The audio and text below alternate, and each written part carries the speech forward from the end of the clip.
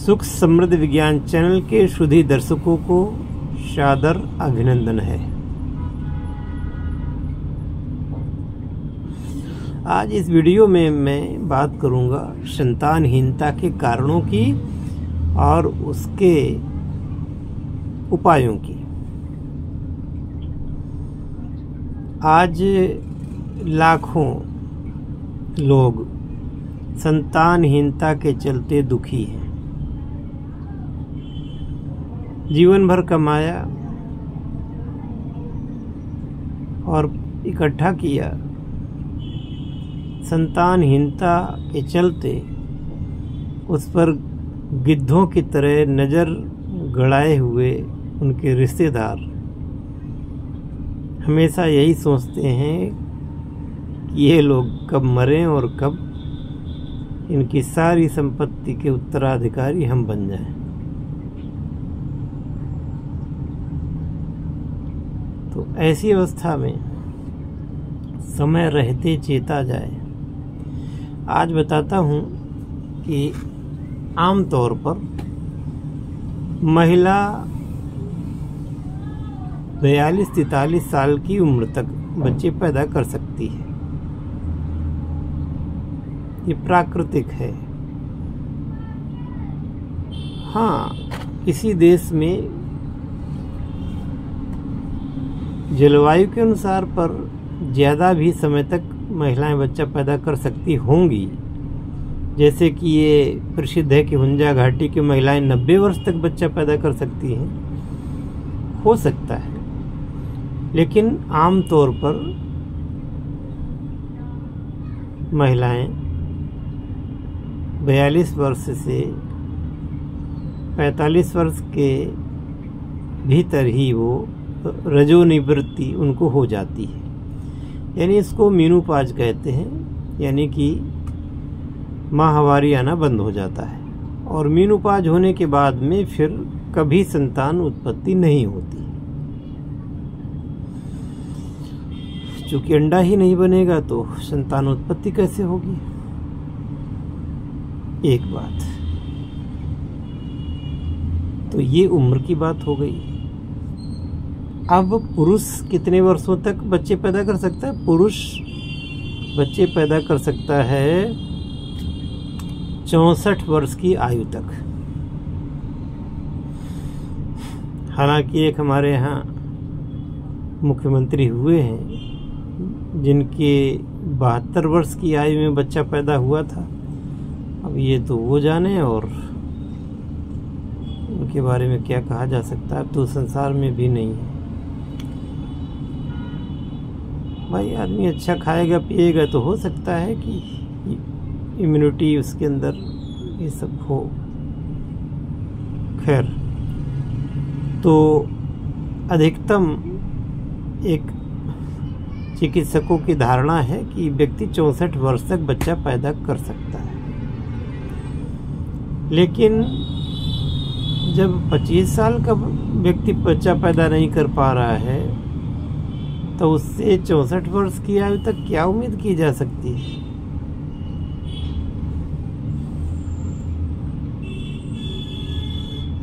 तो और कुसंगति में पड़े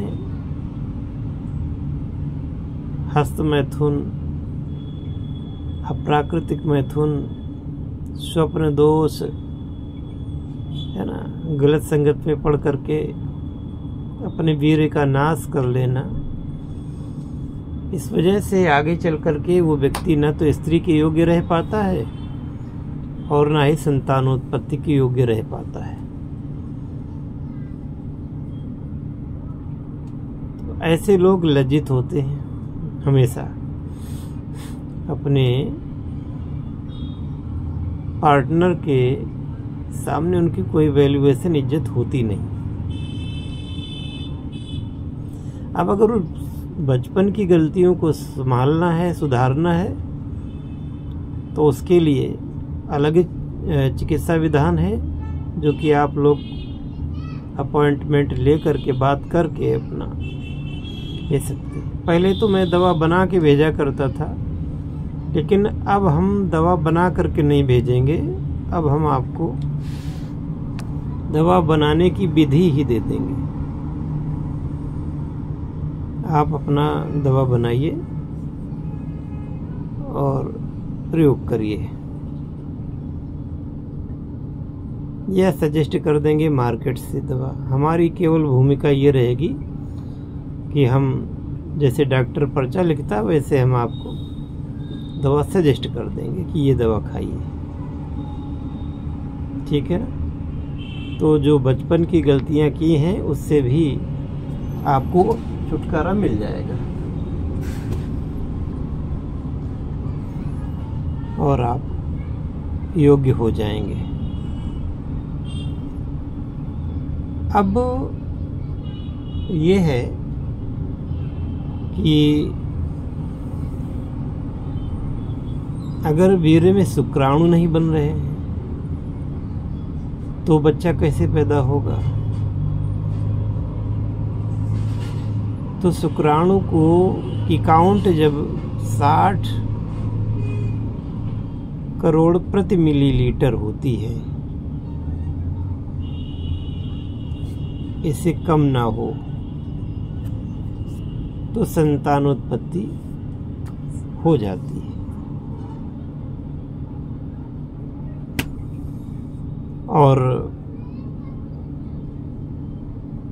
और भी कारण हैं, जैसे जानवरों को लोग ऑक्सीटोसिन का इंजेक्शन लगा करके दूध को निकाल रहे हैं। हालांकि ये बैन हो चुका है, लेकिन ये तो आप जानते ही हैं कि जो चीज़ बैन हो जाती है वही चीज़ ज़्यादा बिकती है और ज़्यादा पैसे में बिकती है। पहले ये ऑक्सीटोसिन इंजेक्शन 2 ml का आता था और 25 पैसे का मिलता था, बैन हो गया। अब 100 ml में आता है। आप किसी भी मेडिकल स्टोर में चले जाइए और बताइए कि मेरे पास 4 भैंसें हैं, भैंस दूध नहीं दे रही है, और अगर उसको शक नहीं हुआ तो मेडिकल स्टोर वाला आपको 100 ml का ऑक्सीटोसिन दे देता है। और वहाँ होता क्या है कि 2 ml नहीं लगाते, फिर ये 5 ml लगाते हैं। तो इससे क्या होगा, जब वो 4.5 क्विंटल की भैंस को निढाल कर देता है, तुम्हारे साथ क्या करेगा। आखिरकार वो इंजेक्शन रोज लगेगा और वो दूध में उसका असर आएगा, तो आपके शुक्राणुओं की काउंटिंग कम हो जाएगी। पुरुष बच्चा पैदा करने के योग्य नहीं रहेगा। ये साइंटिफिक बात कर रहा हूं। अब मजबूरी यह है कि आपको दूध खाना है और दूधिया का ही खाना है, क्योंकि भैंस पालना, गाय पालना ये तो आपके बस में है नहीं। और जो लोग पालते भी हैं तो वो लोग भी लगा करके और अपना खुद भी खाते हैं, क्योंकि भैंस और गाय को पुचकारना, दुलारना, उसकी सेवा करना ये उद्देश्य होता ही नहीं है। भैंस को लाठी से मार करके और गाय के पैरों को बांध करके और डंडे की दम पर दूध दूहना चाहते हैं। ऐसे नहीं दे रही तो इंजेक्शन लगाने से देगी। तो आपका भगवान ही मालिक है। खैर, वो तो मैंने ये सब बताया इसलिए कि ये कारक हैं जो संतानहीनता हो रही है, उसके ये कारक हैं। जितना हो सके बचाएं। अब बात आती है कि हम क्या उपाय बताएंगे। तो एक आयुर्वेदिक उपाय बताएंगे आपको, ये आप करके देख सकते हैं। आपने पीपल के ऊपर, जो नया पीपल होगा उसमें आपने देखा होगा कि जैसे बरगद में तो छोटी छोटी जड़ें लटकती हैं, पतली पतली, उनका प्रयोग पौरुष शक्तिवर्धक के रूप में किया जाता है। बरगद के पत्तों के दूध को भी पौरुष शक्तिवर्धक के रूप में लिया जाता है। लेकिन एक ये है कि जो पीपल का पेड़ होता है उसमें एक टाट जैसा बिल्कुल उसकी जो कुछ जड़ें ऐसी होती हैं वो टाट के आकार का बना, जाली का आकार बना लेती हैं। ये आप देखेंगे किसी भी पीपल में, देखिए तो उसमें ये जाली के आकार की ये जड़ें आपको मिलेंगी, जॉइंट पर या उस जगह पे कहीं मिलती हैं। तो आपको इस जाली नुमा जड़ों को वहाँ से, टाटनुमा जड़ों को वहाँ से ले आना है। घर में ला करके इसको कूट पीस लें, सुखा करके छाया में ही सुखाएं। इनको कूट पीस लें और कूट पीस करके इसका 5 ग्राम चूर्ण गौ दुग्ध के साथ, हो सके तो गौदुग्ध जो धारोष्ण गौदुग्ध हो उसके साथ आपको लेना है, सुबह और शाम।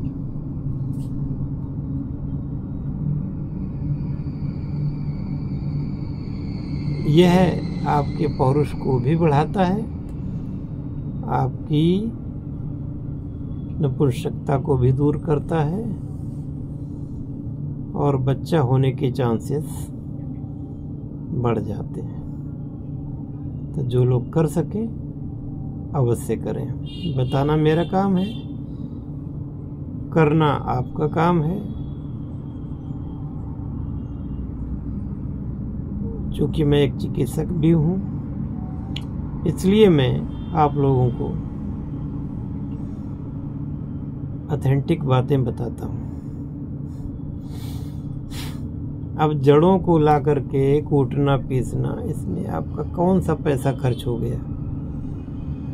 और यदि भगवान का वरदान मिल रहा है तो ले लें। इसके साथ साथ आप पति पत्नी दोनों लोगों को चाहिए कि नहा धो करके कन्हैया जी के सामने दीपक लगाएं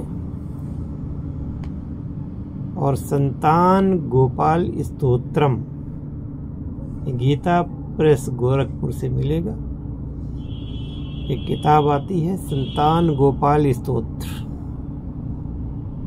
ये ऑनलाइन भी मंगा सकते हैं।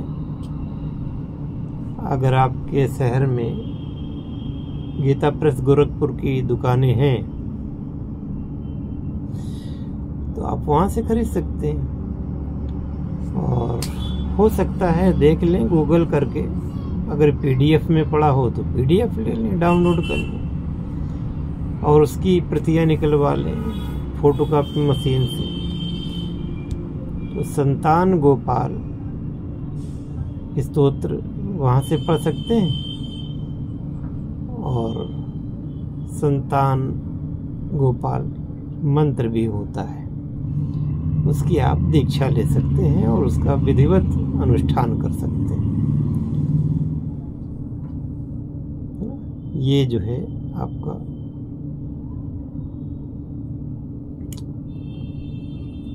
आज का इस एपिसोड का उद्देश्य पूरा हुआ।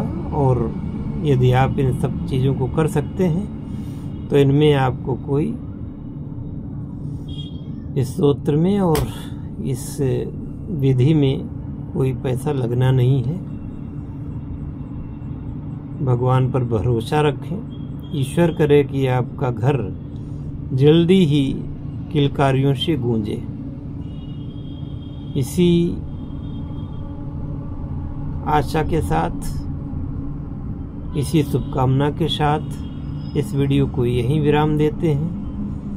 जय शिव शंकर, जय भोलेनाथ, हर हर महादेव।